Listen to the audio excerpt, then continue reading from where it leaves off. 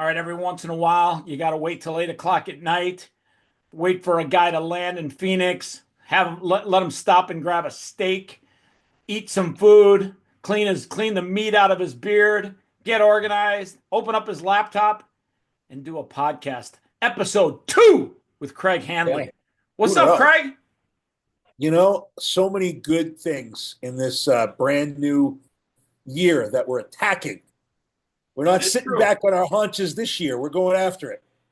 It's true. Like there's a momentum, there's a different shift. The mindset is a little bit more energetic in the business community since Trump won the election. It's not people are optimistic. People are getting after it. The last 4 years, I don't know what's gone on. It's like an attack of the zombies or something. It was a rough 4 years. I mean, look, we had the pandemic, threw a lot of people Scamdemic. for a Hey, loop. hey, scam. You pronounced it wrong. Whatever it was. Scamdemic. Scam, money laundering, pandemic. Absolutely.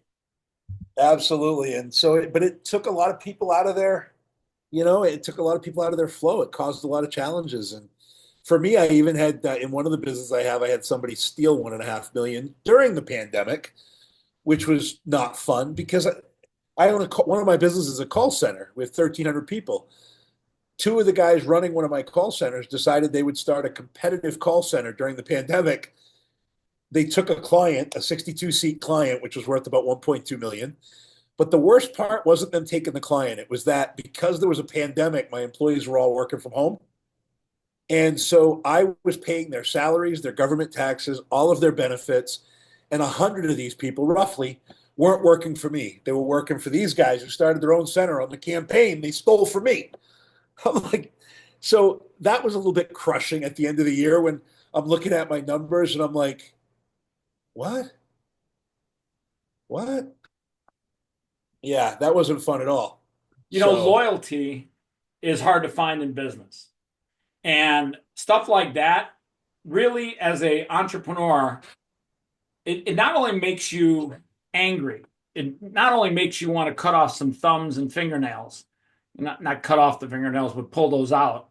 yeah, But it also makes you realize why companies are going to be so disloyal to their employees and give them no loyalty whatsoever because it's literally the shoes on the other foot now. They got a choice here pretty soon. Do I keep this employee or do I hire this AI agent, this AI bot, this AI intelligence to work for me 24 hours a day who will not screw me, might turn into the Terminator and shoot me in the head, but it won't screw me and steal my business. yeah. Yeah, AI is definitely. I get. I mean, I hate to say this, but I had 75 people in my marketing company, and I fired 60 of them and replaced them with AI. And guess what? AI is better, less errors. You know, it's not that you don't need people today, but AI certainly can enhance a lot of what you're doing, and it can allow you to reduce the number of people that you need. It's scary because I don't think people are taking AI seriously enough. It is the biggest technological tool mankind has ever created. And at the same time, it is the end of jobs for many categories. And I don't think people understand. I think there's a group of people on the planet that are oblivious. Yeah, no, a lot of people think that they've got time. They think they've got time, and they don't. I mean, things are happening faster. I tell people AI is like the little Pac-Man. You ever play Pac-Man and you see the little guy eating all the dots? Yep. Well, AI is eating data like Pac-Man's doing it. The only difference is instead of you and I plugging a quarter in to keep the game going, AI is just plugged into nuclear reactors, and that guy doesn't sleep. We go to sleep, it's still eating dots, and that dots is data. And as Yep. the AI gets smarter, you're gonna well, actually, you're not gonna start. It's actually happening right now. There's AI creating new AI. There's AI actually training and building other AI agents now. And when you think about that, we're not too far away from AI literally eating so much data and becoming so intelligent that AI is actually going to be smarter than every man, woman, and child combined on planet Earth.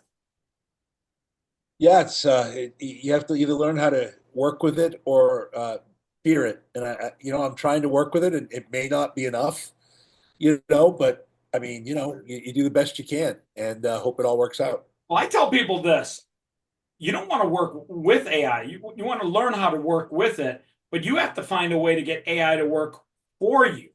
Because if you don't get AI to work for you, I'm telling you, man, it's scary. Like, give you a prime example, and then we'll go on to talking about non end of the world type subject matter. But 17,000 Amazon employees lost their jobs 2 days before Christmas.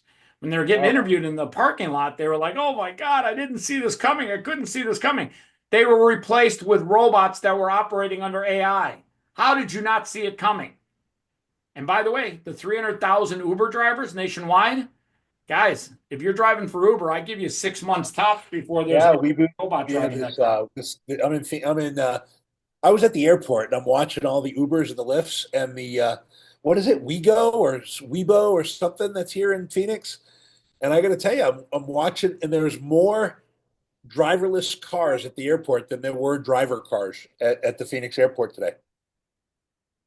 That's a sign of the times. Like I give it 6 months, and there's going to be 300,000 people that drove for Uber that are going to go like, "What the fuck?" Yeah, 6 months, maybe. I think it could take a little longer, but yeah. Give it But six to guess 12 what? months. That's safer, and Uber can come down on their costs because they don't have to pay the driver anymore. So as an American, we all can save a little bit of money. Now you're right, all those drivers don't have jobs anymore, but how many remote jobs are there though if you go to Fiverr and go to some of the other places? There's always going to be work. You just have to adjust. I mean, at least in my world, I'm not stressed about it, but I hear what you're saying. Yep. All right. So hey, you were talking to me about something you're doing with insurance that didn't quite click with for me, but we didn't have a lot of time to go into it. So explain to me this insanely cool shit that you're doing with insurance that you seem to think is fucking the real motherfucking deal. It's funny because everybody I talk to that's a CFO, they go, sounds like a scam. Like right out of the gate, sounds like a scam. You're handing me this big bag of money. Sounds like a scam. What Sounds happened like a was, PPP loan. No, just kidding. yeah, well, when Obama passed the Affordable Care Act in 2010, he had an addendum. The addendum was based on wellness. Look, he had the idea that, we really need to start looking at our health preemptively instead of waiting until something negative happens, and so he had the idea, but Congress was like, nah, no. And after the pandemic, they're issuing all these ERC tax credit checks. They're doing all this other. They're issuing money back because people lost money. When you get sick and injured and you can't work, you need extra money. And so Congress, a bipartisan vote with Congress, the Democrats and the Republicans got together and they agreed that they're going to allow this wellness benefit to now be passed as a law as an addendum to Section 125. It's literally the biggest tax break that the government has given to an employer and an employee since like 1978 when Section 125 was passed.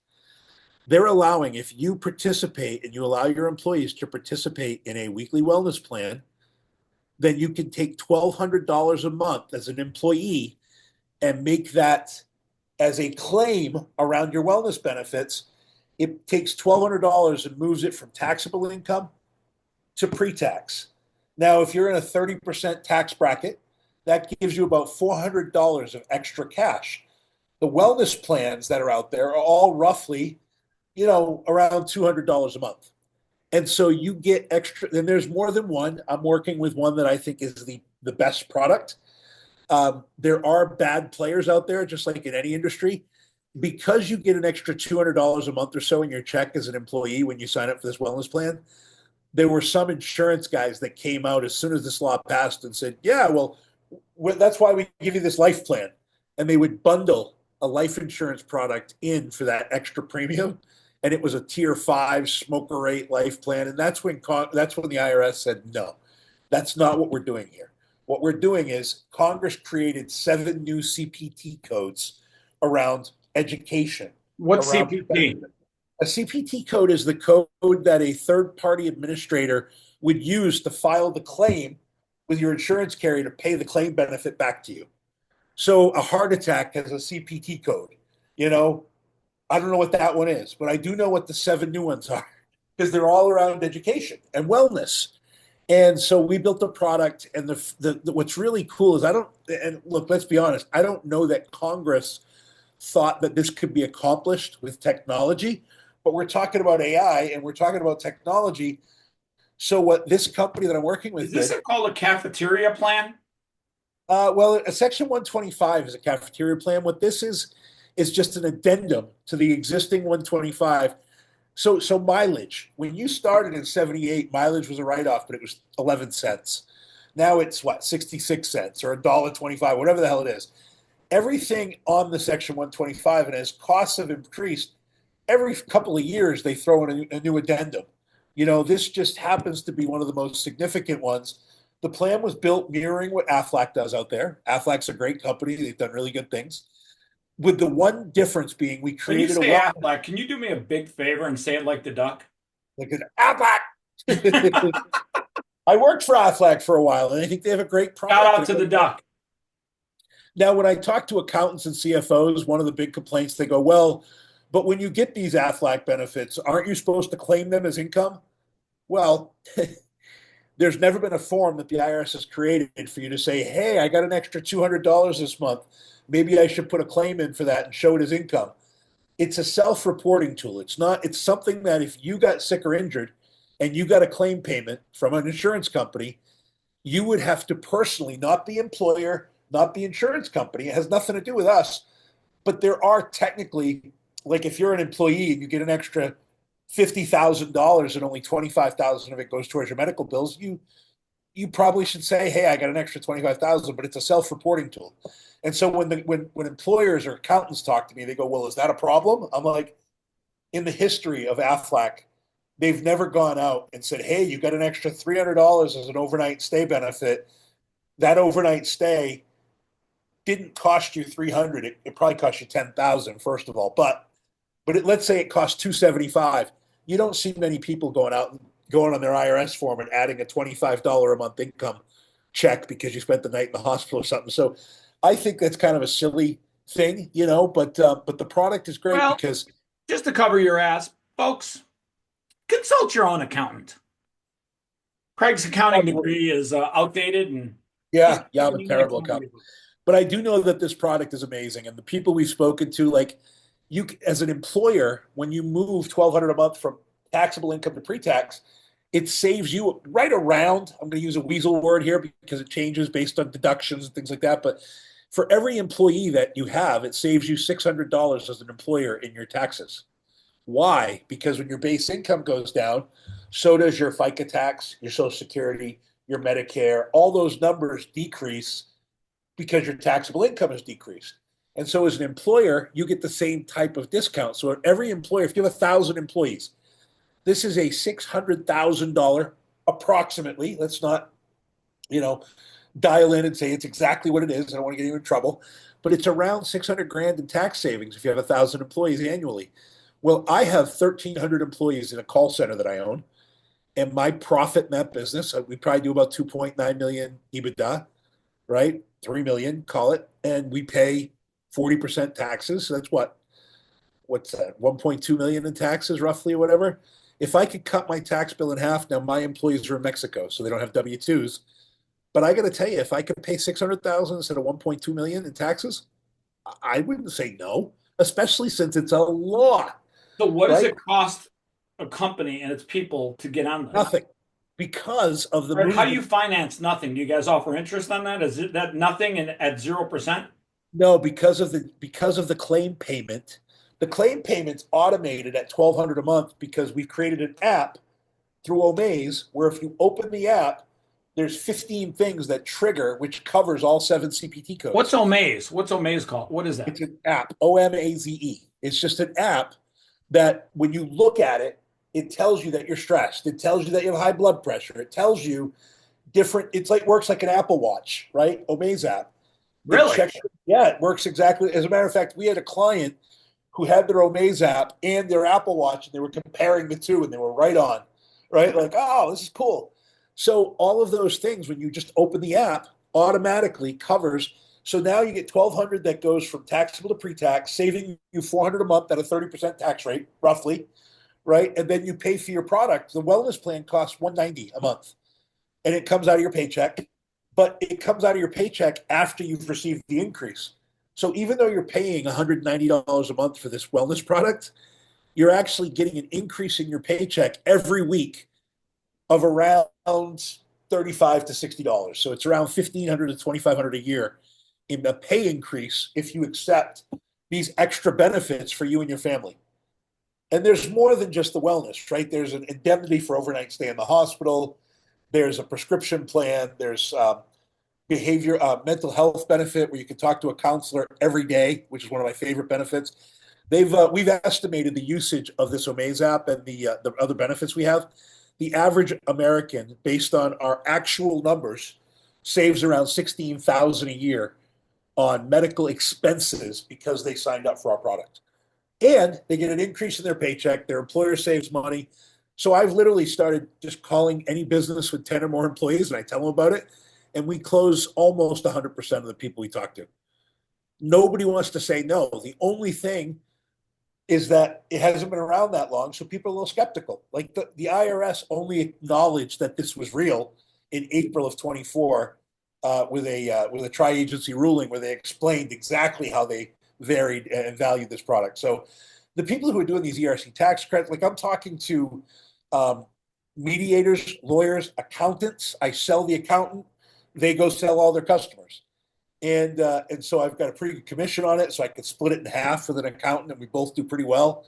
Whatever. I just talked to a guy who does loans of 15 million or more, and he's a lawyer who does these loans for people. And he goes, "Well, every business I give a loan to has 500 or more employees. Would this be good for them? I mean, they want a loan because they're trying to improve their business. Wouldn't a $600,000 tax savings help them as well?" I'm like, "Duh, yeah." So all of a sudden, I got another. So So is this your product or does somebody else administrate it?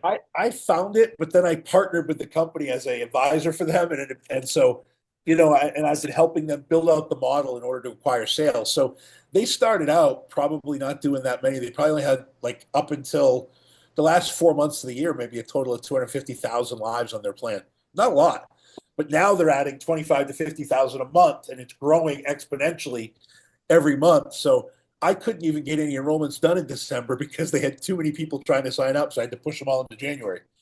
But they have Is increased it their just an staff. online sign up or do they have to like go through some sort of We do a present. So here's how it works. I usually call a CFO. CFO is the right contact, not the HR.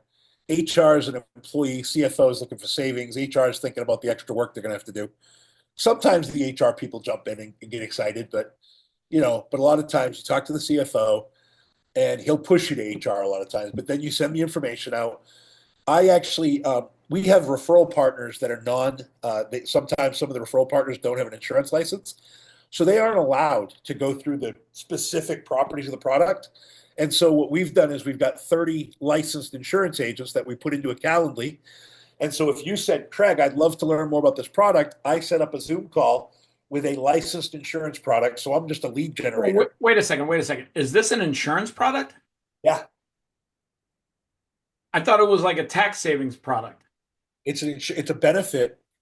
And the reason that the benefit exists is for weekly wellness, which is an insurance product.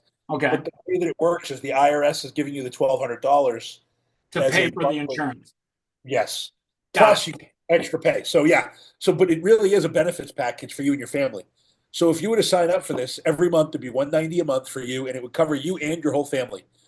If your daughter talks to a counselor like mine do, instead of paying $100 for that one phone call a week or whatever, because it's not always covered by insurance, if it is, most of the psychiatrists or counselors or behavioral counselors, they don't have any availability anyway. You call them, they say, "Here's our available doctors."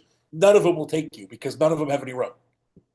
We've got thousands, 25, 50,000 mental health counselors, and you can schedule a call every day, and it's 100% covered by your plan, right? I got news for you. That poor girl is going to be talking to an AI bot agent pretty soon. Pretty soon, yeah, probably. If you have prescription drugs, so I take Eliquis because I got vaccinated to go to Costa Rica. I wish I wouldn't have got the vaccine, but I did. It almost killed me. I had blood clots. When you say vaccine, you mean test drug, right? Yeah, test I mean, drug.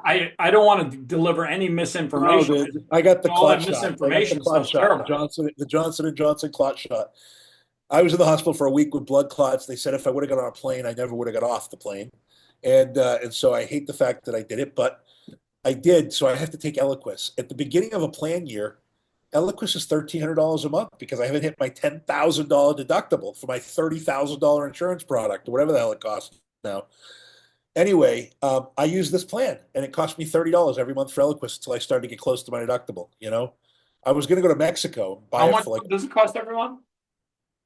1,300 without insurance. I paid 25 in December, but it's because I finally hit my $10,000 deductible from going to my physicals and my, Wait a you second, know, it's 1,300 every month, and in December it went up to 2,500. only because my insurance, I have a $10,000 deductible, and so my major medical coverage. See, this wellness plan is not a replacement for major medical. This works It's with an major add-on. medical. It's an add-on. So my major medical covers my Eliquis, but because I hit my deductible, they want me to pay 1,300 instead of 30 because that's what it costs. Now, when they're paying 90% of it, right, which is after you've hit your deductible, I have kids on my plan, so I usually hit my deductible by 6 months in. I usually spend 10 grand in medical by 6 months. But those first 6 months, everything costs more, and I use this plan a lot more in the beginning of a plan year because I can save. They have 37 free drugs and then another 1,800 discounted drugs. I mean, so there are some really good benefits in this product, right? And of course, it's better to be explained by a licensed insurance agent. What do you call this product? What's it called? It's called a Craig, wellness don't tell product. me it's Craig's Insurance. No, it's actually the plan I use is called Capstone, which is, by the way, a terrible name, but Yeah, do you have a duck at least? I mean, do you have a duck? Capstone. they need a duck. Well, the other problem is there's another Capstone company out there that didn't do such a good job. So sometimes people Google it and go, "Oh, who's this?" It's not the same company. This company, Capstone, has 56 years in business, no problems, no claims. Real clean company. But there's another Capstone out there. There's like four different Capstones. I'm like, why did you name it Capstone? I'm Terrible. sure these There's people. another plan called Champs. There's another one called I Am for Whoa, whoa, Health. whoa! That's the one I want. I want champs. How do we get You don't want champs? Champs because Champs is bundling a shitty life insurance product with it sometimes, and they're doing some other things too. They're in order Let to me talk to increase. those guys. I can speak their language. Yeah, they got a good name. I got to admit, they got a good name.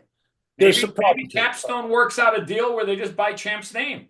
Yeah, they should have called it Craig's Insurance. Would have been better than Capstone, but I'll be honest with you, you're not too far off there. You're not too far off. And by the way, let's be honest, Craig's Insurance, Craig's Insurance. You can get a duck sound out of that. You can get yeah, like a big duck and just screams Craig's Insurance. it's a great product, and it's a great product because it gives everybody better benefits. It So, focuses question: on why doesn't everybody have it already? because they don't know about it, and when you tell them, the first thing they do is when you talk to somebody and they have 1,000 employees, you're going to hand them a $600,000 bag of cash. They go, "What? This isn't real. It sounds like a scam." Like the first thing you hear all the time. It's a sale based on trust. And so I talked to this guy Jim. His friend works with the CFO at Publix, 150,000 employees, 89 million in annual tax savings for Publix, but it's over 220 million in increased pay collectively for the 150,000 employees combined. And so this guy, I won't use his name, but he's got a relationship with someone who knows the CFO. So there's trust. Now, with trust, there's also got to be research. They also need to understand how the law applies. So a lot of times people take a couple of weeks, 2 to 4 weeks to research, and sometimes they're comfortable and sometimes they're not. But I got to tell you, there's still people who aren't comfortable taking a mileage deduction because they feel like they're going to get audited. I mean, so you can't solve the problem for everybody, but everybody should be doing this because you have a choice. By the way, I have a friend of mine who owns a gun club out of Pennsylvania. He has over 800,000 gun members in his monthly marketing, magazine. So with all those employees, he has over 700 employees. It's like the savings for it, 700 times 600. I forget what it was, but Forty-two annually, thousand. Yeah, so $42,000 in savings, and he's been a friend for 15 years, and he's like, I All don't right, know, I it's just 420,000. I don't know why I said 42. 420,000. That sounds right. And Yeah. his daughter just had a wedding, and he just lost some of his senior Oh, people. wait, Craig, do you hear something? Can you hear that? No, You don't hear that? Can you hear that? nope. You hear that? What am I supposed to be hearing? That's Is the that a cash NFL. register? That's the NFL theme song, buddy. That's the Super Bowl Oh, song. Do you know what? I just thought about this. You know what gets a lot of attention? A Super Bowl commercial. I'd A Super Bowl commercial. have to spend a lot of money for that. How much does a Super Bowl commercial cost right now? Got to be about $2 million. Are you kidding me? It's 8.5 million for one 30-second slot. Okay, well, there you go. I don't know. I was just guessing. I was just throwing shit out there. If you could do 10 Super Bowl commercials, it would only cost you $85 million. That's it. What a deal. What's funny is this product would make more than that. I'm sure. You know? Well, Craig, I got a question for you. Are you on your computer? Yeah. Go to YouTube real quick. I want you to see something. This is going to blow your mind. All right. Are you having your audience go there too? Are they listening to us still? I'm pretty sure that when they watch this video, they're going to be going, Okay, I'm at YouTube. type in Super Bowl commercial.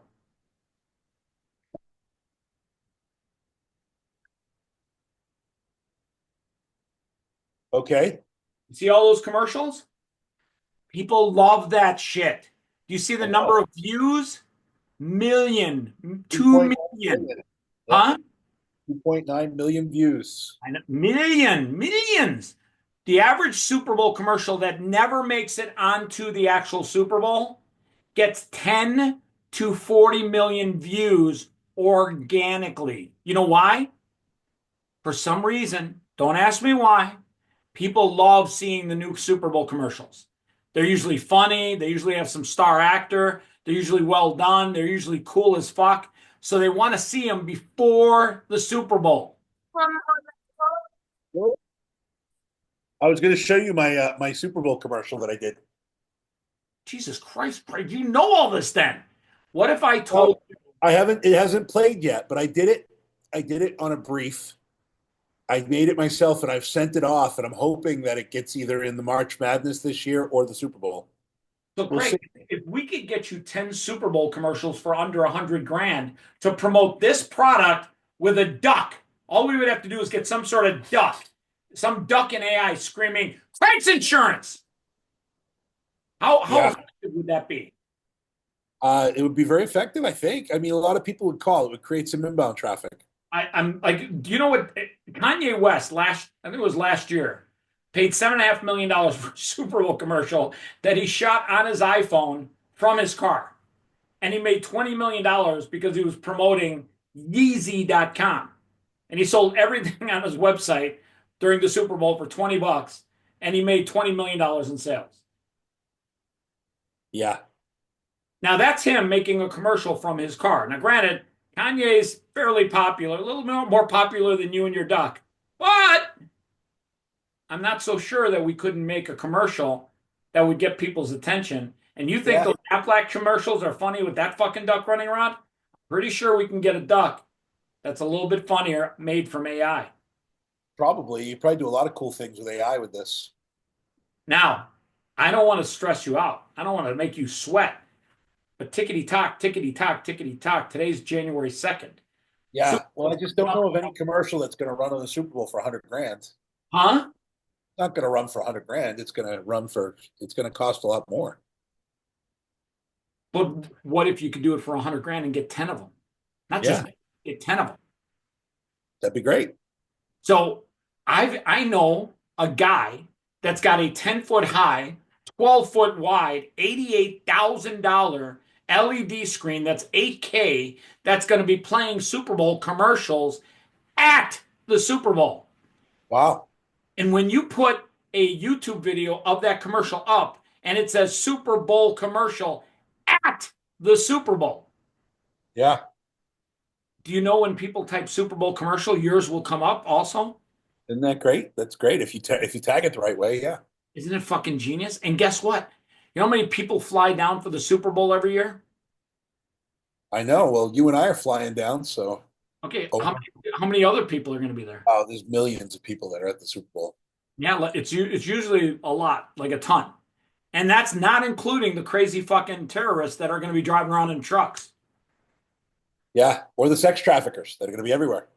Well, you said it, I didn't, and let's not forget the I had a friend of 400,000. mine that just did a project. He did a project in Vegas. They did a whole filming during the Vegas. They were out with cameras and they were following around NFL play, and they were basically using that as a cover because they were shooting sex trafficking. They were showing it everywhere, and they did a big sting in It's Vegas. They did a it's big sting and arrested a lot of people.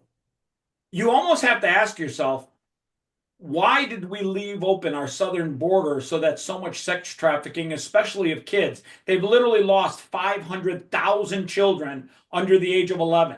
They Yeah, don't know where they're at. crazy. They had 42 of them go to one address.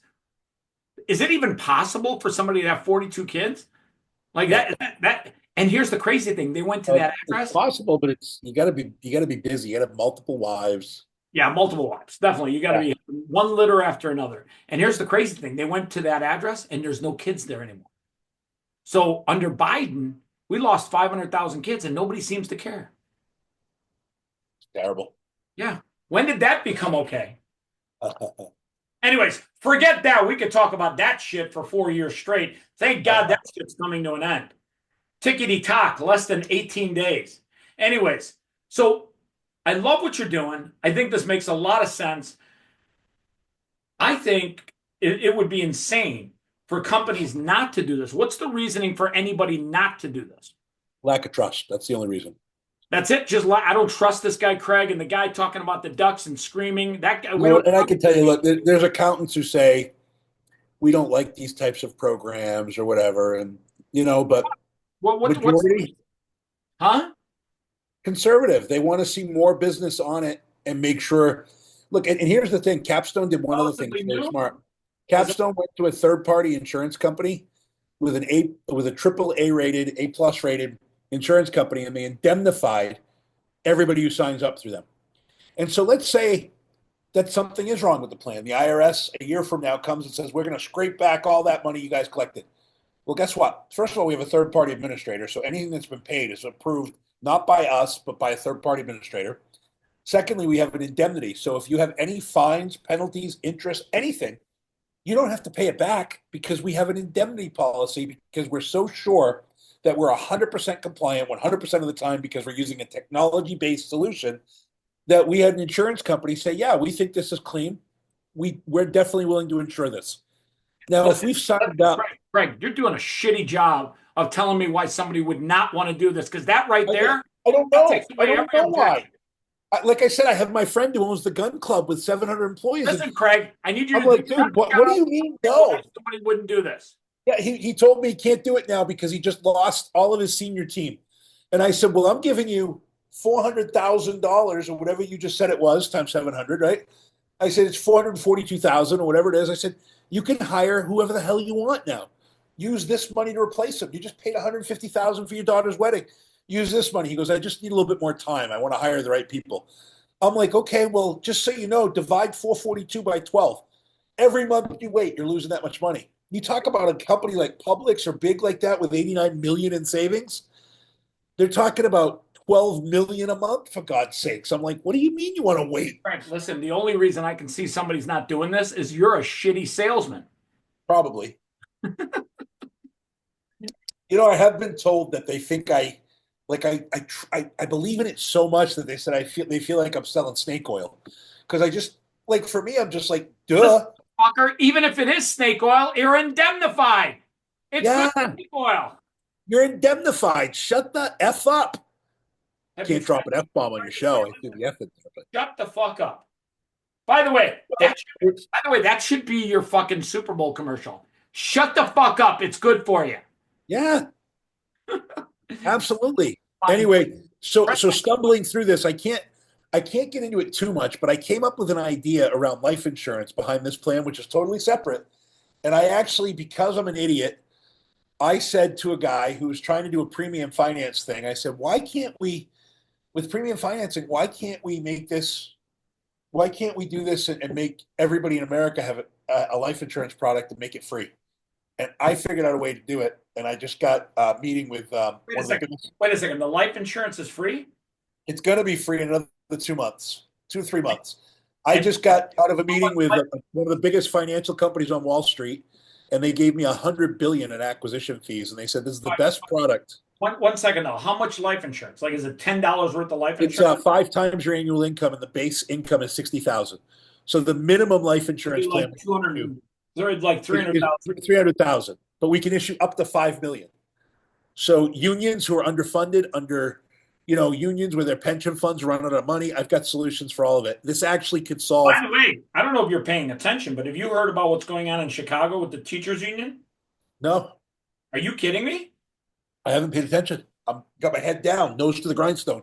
Okay, you're on your computer, right? Yeah. Google these words: Chicago teachers union deficit. This will blow your mind.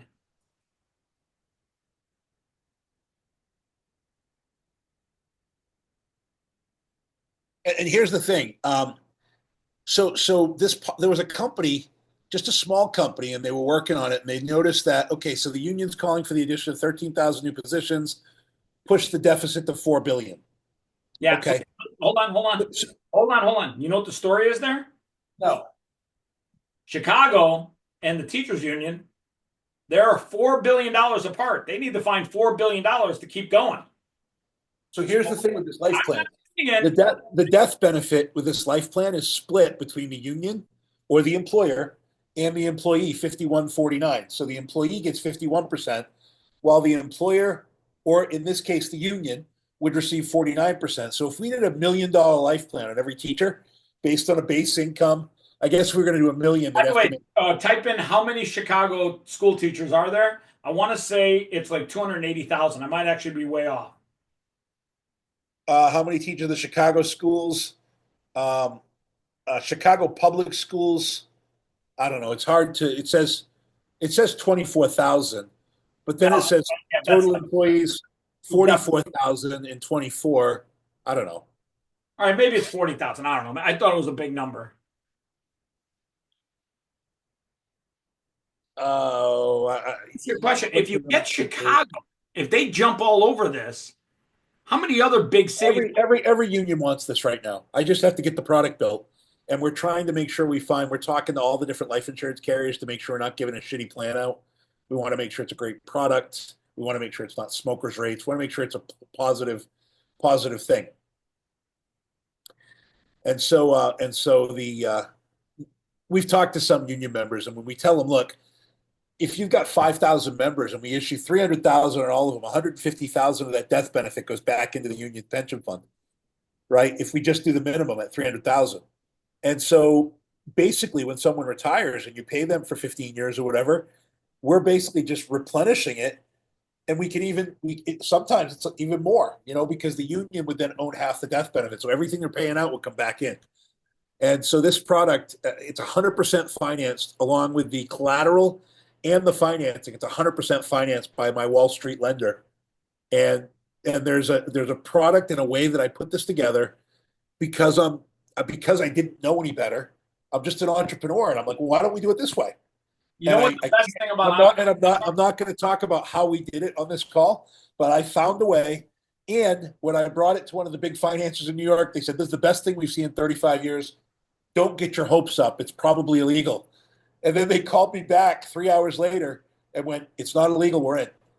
And they've offered me so far we've got over 100 billion in funding to do these acquisitions because it's profitable for everybody.